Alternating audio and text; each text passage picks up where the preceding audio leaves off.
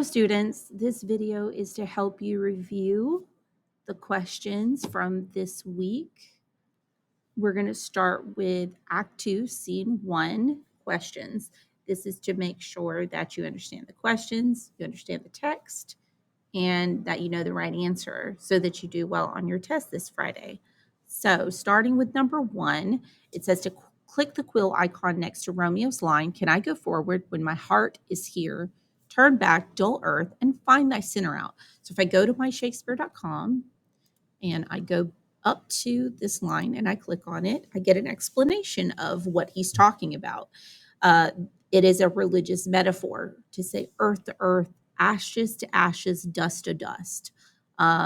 It distinguishes between our physical bodies and our spiritual souls. When we die, it is said that our bodies return back to the earth, and our spiritual selves, our souls, go on to be with God, right? To another realm. We're divided from our body. So our body is the dull earth. And Romeo is talking about how his dull earth is being directed to go back to Juliet because that's where his heart and soul is, because he is saying she is his heart and soul.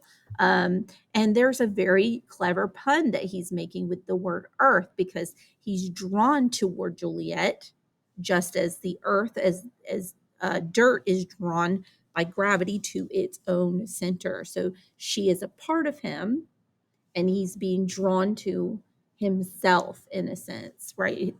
The person that can complete him. And let's see, how does it reflect his emotional state? Desperation. It shows his desperation to see her again. So number 2, if we go to line 22, click on this icon here, we see that Mercutio is trying to conjure Romeo using descriptions of Rosalind's beauty. And this is a convention of love poetry, to describe a woman's physical beauty, starting with her hair, working all the way down to her feet. Mercutio does this, but pays special attention to her midsection.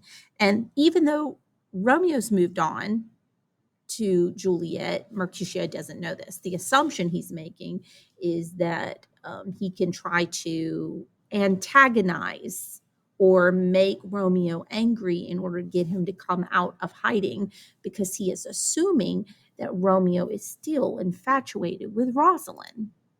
If we click here, we see that description being translated for us. He's conjuring Romeo by Rosalind's bright eyes, her high forehead, scarlet lips, her fine foot and straight leg, as well as her quivering thighs and the regions next to them. And Benvolio says that if Romeo hears you making these vulgar jokes, he'll be angry. Why does Benvolio think that Romeo might get angry?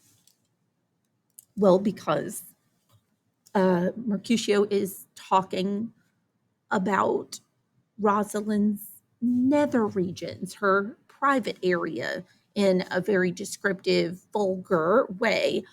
He's being inappropriate. And then Mercutio takes it a step further by saying, oh, that wouldn't make him angry. Now, see, if I were to say something like, I would call something up inside of her conjuring circle and let it stand there until she laid it down. Well, now that would be wrong of me. So he's just taking it even further by making metaphors about genitalia. And then let's see, for number 3, if we continue this summary of the conversation, we have Benvolio talking about how Romeo's hidden himself in the trees in the darkness, and that it's appropriate for him to be in the darkness because love is blind and love has blinded him. So he might as well sit in the dark. Mercutio says, oh, he's just going to sit under a tree and wish that his love were one of those fruits that the girls call an open arse when they're giggling because it's inappropriate.